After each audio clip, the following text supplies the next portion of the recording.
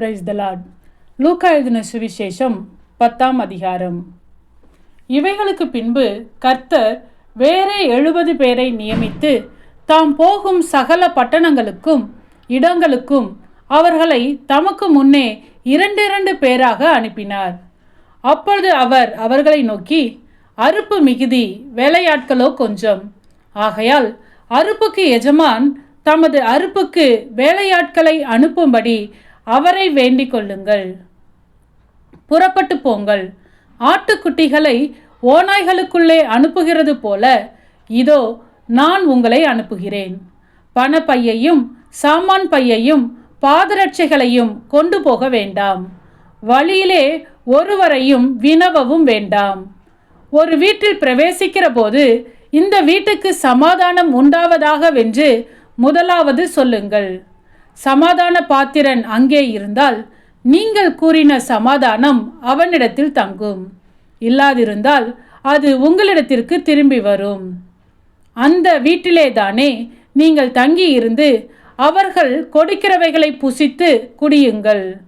வேலையால் தன் கூலிக்கு பாத்திரனாய் இருக்கிறான். வீட்டுக்கு வீடு போகாதிருங்கள்.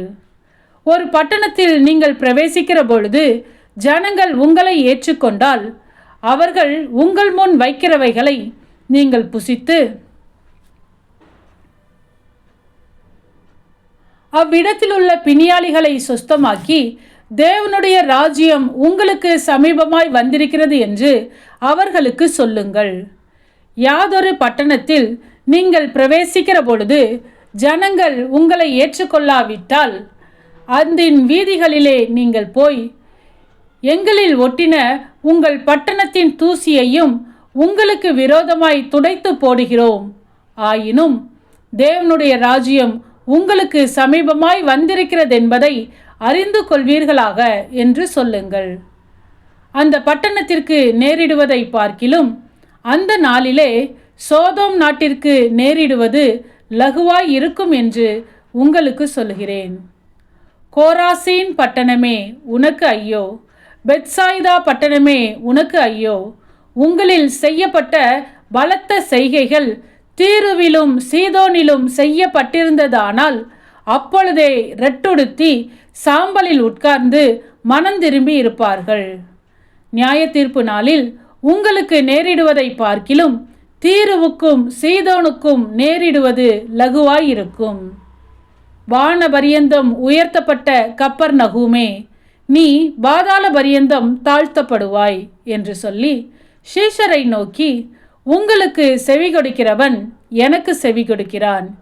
உங்களை அசட்டை பண்ணுகிறவன் என்னை அசட்டை பண்ணுகிறான். என்னை அசட்டை பண்ணுகிறவன் என்னை அனுப்பினவரை அசட்டை பண்ணுகிறான் என்றார்.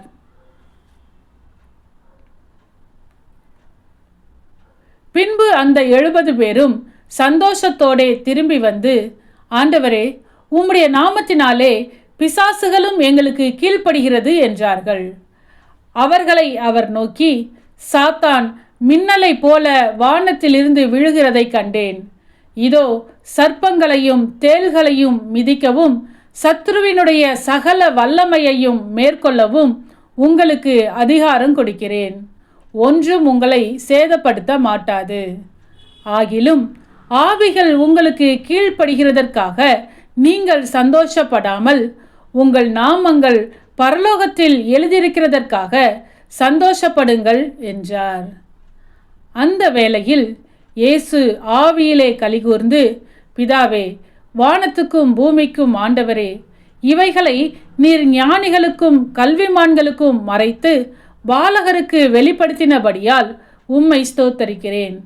ஆம் பிதாவே, இப்படி செய்வது உம்முடைய திருவுளத்துக்கு பிரியமாயிருந்தது. சகலமும் என் பிதாவினால் எனக்கு ஒப்பு கொடுக்கப்பட்டிருக்கிறது. பிதா தவிர வேறொருவனும் குமாரன் இன்னார் என்று அறியான். குமாரன் அவரை எவனுக்கு வெளிப்படுத்த சித்தமாய் இருக்கிறாரோ அவனும் தவிர வேறொருவனும் பிதா இன்னார் என்று அறியான் என்றார். பின்பு தமது சீசரிடத்தில் திரும்பி தனித்து அவர்களை நோக்கி, நீங்கள் காண்கிறவைகளை காணும் கண்கள் பாக்கியமுள்ளவைகள். அநேக தீர்க்கதரிசிகளும் ராஜாக்களும் நீங்கள் காண்கிறவைகளை காணவும் நீங்கள் கேட்கிறவைகளை கேட்கவும் விரும்பியும் காணாமலும் கேளாமலும் போனார்கள் என்று உங்களுக்கு சொல்லுகிறேன் என்றார். அப்பொழுது நியாயசாஸ்திரி ஒருவன் எழுந்திருந்து அவரை சோதிக்கும்படி, போதகரே, நித்திய ஜீவனை சுதந்தரித்துக் கொள்ளும்படிக்கு நான் என்ன செய்ய வேண்டும் என்று கேட்டான். அதற்கு அவர், நியாயப்பிரமாணத்தில் என்ன எழுதியிருக்கிறது? நீ வாசித்திருக்கிறது என்ன என்றார். அவன் பிரதியுத்தரமாக, உன் தேவனாகிய கர்த்தரிடத்தில் உன் முழு இருதயத்தோடும் உன் முழு ஆத்துமாவோடும் உன் முழு பலத்தோடும் உன் முழு சிந்தையோடும் அன்பு கூர்ந்து உன்னிடத்தில் அன்பு கூறுவது போல பிறனிடத்திலும் அன்பு கூறுவாயாக என்று எழுதியிருக்கிறது என்றான். அவர் அவனை நோக்கி, நிதானமாய் உத்தரவு சொன்னாய், அப்படியே செய், அப்பொழுது பிழைப்பாய் என்றார். அவன் தன்னை நீதிமான் என்று காண்பிக்க மனதாய் இயேசுவை நோக்கி, எனக்கு பிறன் யார் என்று கேட்டான். இயேசு பிரதியுத்தரமாக, ஒரு மனுஷன் எருசலேமிலிருந்து எரிகோவுக்கு போகையில் கள்ளர் கையில் அகப்பட்டான். அவர்கள் அவன் வஸ்திரங்களை உரிந்து கொண்டு அவனை காயப்படுத்தி குற்றுயிராக விட்டு போனார்கள்.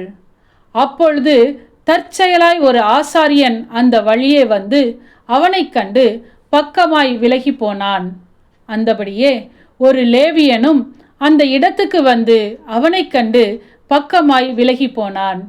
பின்பு சமாரியன் ஒருவன் பிரயாணமாய் வருகையில் அவனை கண்டு மனதுருகி கிட்ட வந்து அவனுடைய காயங்களில் எண்ணெயும் திராட்சரசமும் வார்த்து காயங்களை கட்டி அவனை தன் சுய வாகனத்தின் மேல் ஏற்றி சத்திரத்துக்கு கொண்டு போய் அவனை பராமரித்தான்.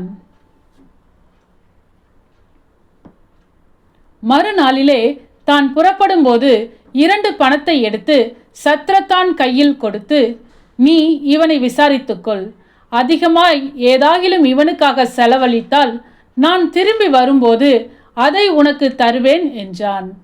இப்படி இருக்க கள்ளர் கையில் அகப்பட்டவனுக்கு இந்த 3 பேரில் எவன் பிறனாயிருந்தான்? உனக்கு எப்படி தோன்றுகிறது என்றார்.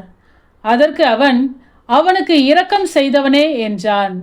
அப்பொழுது இயேசு அவனை நோக்கி, நீயும் போய் அந்தபடியே செய் என்றார். பின்பு அவர்கள் பிரயாணமாய் போகையில் அவர் ஒரு கிராமத்தில் பிரவேசித்தார். அங்கே மார்த்தாள் என்னும் பெயர் கொண்ட ஒரு ஸ்திரீ அவரை தன் வீட்டிலே ஏற்றுக்கொண்டாள். அவளுக்கு மரியாள் என்னப்பட்ட ஒரு சகோதரி இருந்தாள். அவள் இயேசுவின் பாதத்தருகே உட்கார்ந்து அவருடைய வசனத்தை கேட்டுக்கொண்டிருந்தாள். மார்த்தாளோ பற்பல வேலைகளை செய்வதில் மிகவும் வருத்தமடைந்து அவரிடத்தில் வந்து, ஆண்டவரே, நான் தனியே வேலை செய்யும்படி என் சகோதரி என்னை விட்டு வந்திருக்கிறதை குறித்து உமக்கு கவை இல்லையா? எனக்கு உதவி செய்யும்படி அவளுக்கு சொல்லும் என்றாள். இயேசு அவளுக்கு பிரதியுத்தரமாக, மார்த்தாளே, மார்த்தாளே, நீ அநேக காரியங்களை குறித்து கவலைப்பட்டு கலங்குகிறாய். தேவையானது ஒன்றே. மரியாள் தன்னை விட்டு எடுபடாத நல்ல பங்கை தெரிந்து கொண்டாள் என்றார். ஆமேன். சத்தியத்தையும் அறிவீர்கள், சத்தியம் உங்களை விடுதலையாக்கும். இந்த வசனத்தின்படி அநேகர் சத்தியத்தை அறிந்து விடுதலையாக்கப்பட இந்த சேனலை லைக் செய்யுங்கள், அநேகருக்கு ஷேர் பண்ணுங்கள். ஜீவ வார்த்தையை தினமும் கேட்க சப்ஸ்கிரைப் செய்யுங்கள்.